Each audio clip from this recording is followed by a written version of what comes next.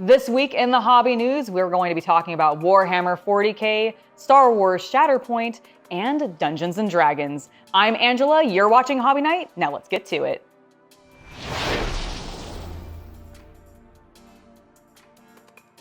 Last week, we got to learn about how to build your army in the upcoming Warhammer 40k 10th edition, and we learned how detachments are essentially replacing sub-factions in the game. Well, this week, Games Workshop decided to give us a little bit more about detachments, and I want to talk about it with you now because I think they've made some bold choices here.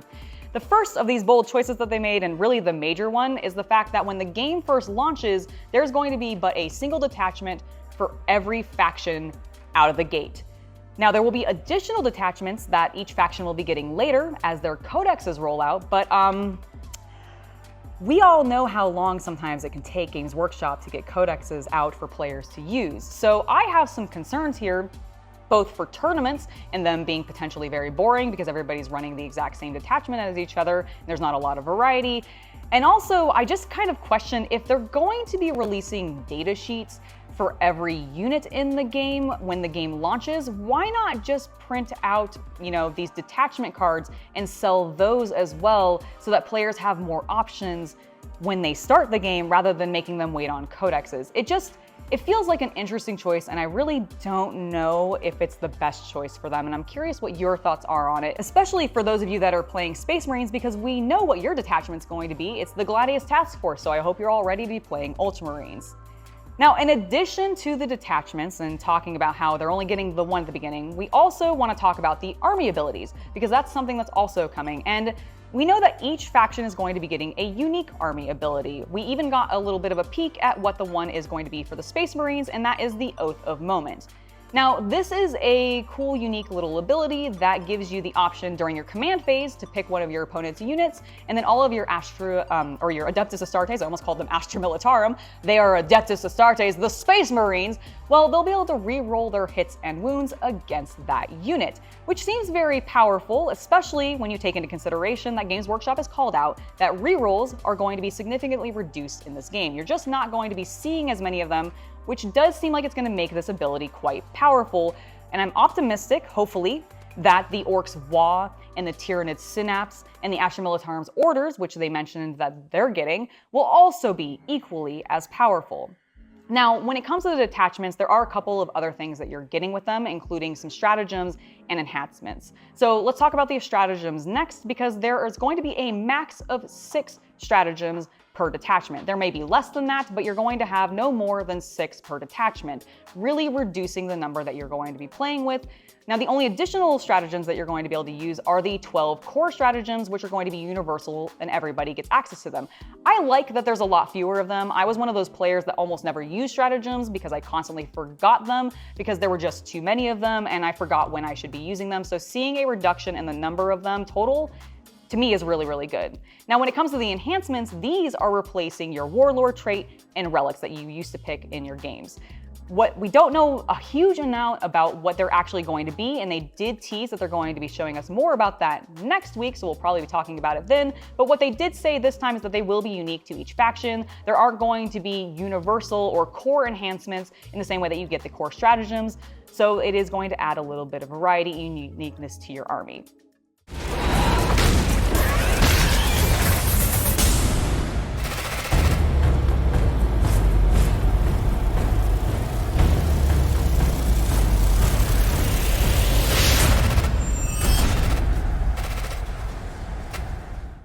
Now we need to talk about that brand new Tyranid model that we got revealed because I absolutely love it. We have the Von Ryan's Leapers, and I don't know who Von Ryan is, but I love his Leapers. My immediate reaction when seeing this new model was, oh God, I don't want that jumping spider to jump on me, because the dynamism in these poses I absolutely love. I also really like the tendril look. These are looking like lictors to me, but I don't know if that's where they're derivative of, but it really is feeling like an evolution of a lictor, and I, for one, am all about it. I cannot wait to get my hands on some of these new Tyranid models. So far, the couple that they have revealed have been really cool looking, and as a hobbyist, I really want to get some paint on those models. I just think they're going to look stunning, and they're an absolute like canvas worthy of tons and tons of experimentation with color. So I hope we get to see lots of really cool, beautifully colored hive fleets out there once these models are out. At Adepticon, Star Wars Shatterpoint was demoed, and it has brought to light some information about the game, and I have some mild concerns. Let's go ahead and go over what we've learned so we can talk about it a little bit. Because we've learned a little bit about the structure of the game and some of the intents of the designers when it comes to Shatterpoint. Now, Shatterpoint is going to be very different from Legion, and I don't really think this comes as any surprise to anybody, but it's a little bit more major than I anticipated. For one, you're playing with very, very few models. I think you're going to get a grand total of 4 per player for a total of 8 units on the board, so very few. You're going to have a primary unit, aka a character like Anakin Skywalker. You're going to have a secondary unit, aka a character like Clone Captain Rex, who they described as a lesser hero, and I just want to say that is not how you should refer to a clone. They are not lesser heroes. They are primary heroes, damn it. I love the clones. They should have more respect, and they die so much. Captain Rex, I'm so sorry. You're not a lesser hero. And then, of course, you also are going to have your support unit, which will be about 2 other units, and in this case, they give the example of just some standard clone troopers. Now, all this seems pretty straightforward, but when we start to get into some real differences of how this game is actually going to play, it's when it comes to turn options. Each turn, each phase of the game is called a struggle, and the way that you're going to be determining who starts these struggles is by you and your opponent are going to be combining all of your unit cards into a single deck and drawing units out, and that's who gets to go, which presents some interesting RNG that could, I fear, push people away from the game. And this is coming from somebody who likes a game a lot that has a lot of RNG in it, okay? I am really concerned with how they're choosing who goes, that you're going to end up pushing people out of the game because you're going to get somebody who ends up, by happenstance, getting all 4 of their units that get to go, maybe completely devastating their opponent, and then by the time they're actually able to draw and activate their units, well, I don't know how much they're going to actually be able to do, and I worry if that's somebody's first impression of this game, this absolute random scenario, well, I don't know if that's going to want to make people stick around and play. Despite the intentions of the designers being for this to create a really cool way to tell some unique stories based around your characters, because unlike a traditional skirmish game, the objective here is not to synergize your units and have them work in cohesion and strategize around that. Instead, you're wanting to focus on the individual characters and having them do as cool of things as possible, which is why Anakin is described as being able to flip around and pull things to him with the Force or push them away with the Force and be able to go to multiple different droids, say if he's attacking, in one turn, which sounds really, really cool and dramatic, but I feel like there's a reason you don't see a lot of war games or skirmish games lean into this that much, and I am concerned it is going to be a negative point for Star Wars Shatterpoint, which is such a shame because I really want to be hyped about this game. And for me, I'm trying to take into consideration that I really like Blood Bowl.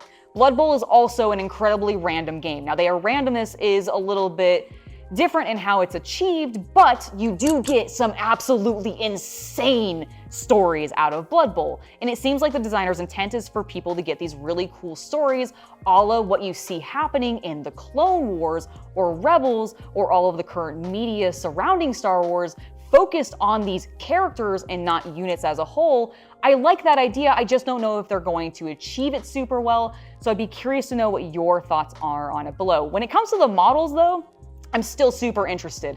As a hobbyist, I'm definitely going to be still picking up the core game, and I'm going to be buying a lot of these models because I want to put paint on them. They look absolutely stunning. I have some concerns about how things are going to play out in this. I want to switch gears now and go to Japan and talk about Dungeons & Dragons, because Japan is getting a localization of the Dungeons & Dragons 5th edition books, and I am very excited for some of the iconic characters that we're seeing come out of this because they are anime AF and I love it. For context, one of my very first anime that I ever watched when I was really young was The Slayers. If you're not familiar with The Slayers, it is an amazing comedy action adventure series that is set in a high fantasy-esque world, and it's filled with Western RPG tropes, and I absolutely love it. And these characters remind me of those characters, even though the art style is not the same, but it has the same energy, and it's perfect. I want to go through each of the characters because I think they're all brilliant. You have an adorable cleric and a rogue, and I just want to say with that cleric's outfit, I want to rub the belly of the armor so badly. I really do. It just looks so rubbable. Then we've also got a very badass but busty looking warrior, which I really love the look of, although I'm sure some people might have a little bit of a problem with her armor. For one, I think it's funny. I enjoy it. I'm just gonna go with it.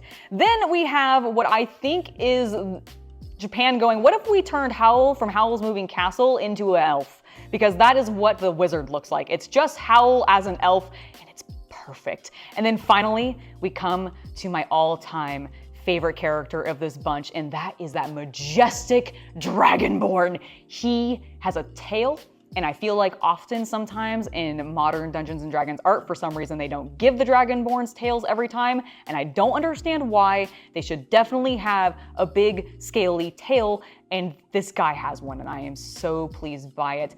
This is going to be the group that is making up the iconic party that you'll be able to run if you pick up the Japanese edition of the Essentials kit, because they are going to be the characters in the Dragon of Icespire Peak. I think this is really cool, and honestly, it makes me want to pick up that version of the Essentials kit, even though I will not be able to read it whatsoever, but I just want to see a bunch of art with these adorable characters and see how they interact with each other, because I just think it would be so charmingly cute. And if this is what all of the art's going to look like for the Japanese editions of Dungeons & Dragons, well, I might need to get myself a full collection.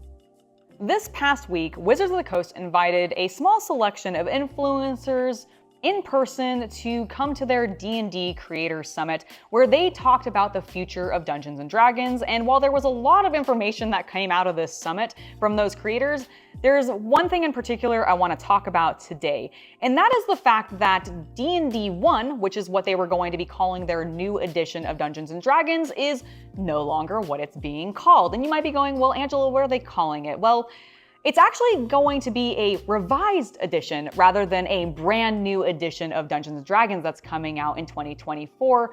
And in that, essence, they've decided to call the new edition Dungeons & Dragons 5.0. Which makes absolutely no gosh darn sense. Like, you already have Dungeons & Dragons 5th edition. If you call this new version Dungeons & Dragons 5th edition just to, make people happy and you don't really want to change it because... Theory. Yes, what's your theory? A game theory. A game theory? What if one of them's going to be 5th edition and the other one's 5.0? Oh my God, because they do use 5e on all the old books. You think they're going to go to 5.0 on all the new ones? If they're going to do that, why not just go to 5.5, but maybe. I mean, it doesn't make sense if they're just doing a revised edition to not just call it 5.5, but no, in their infinite wisdom, Hasbro and Wizards of the Coast has decided to call the new edition of Dungeons & Dragons 5.0. Now, outside of just how stupid that sounds in general, it's also going to create an insane amount of confusion, especially for new players. Especially for new players who aren't actually into this and they're buying it for, say, their kid or their spouse or somebody else that may be interested in it. They're gonna go into a store, and if that store still has old 5.0 and they haven't labeled it properly or something like that, and they have the new one, this person may not know what to buy. They might just grab the first thing that looks cheaper, and I suspect that the older editions will end up being discounted and people might accidentally buy those when they're trying to get the new editions. This just creates a lot of problems, and I really have no idea what Hasbro is thinking in this name change. Just call it 5.5. We did 3.5. You have the precedent for that. If you're doing a revised edition, just call it that, okay? Okay. All right, that has been it in this week in hobby news. Do let me know down in the comments what you think of the new detachments for Warhammer 40K, or the fact that, Shatterpoint seems to have a lot of randomness to it, or the ridiculous naming conventions of Dungeons & Dragons. They're all great subjects, and I'd love to see your comments about them, so do make sure to leave them for me below. Now, before I head out, I do want to give a huge thank you to my patrons for making it so content like this can continue to happen. Without your guys' support, we would not be doing this, so thank you very, very much. I'm Angela, and I hope you have a wonderful hobby night.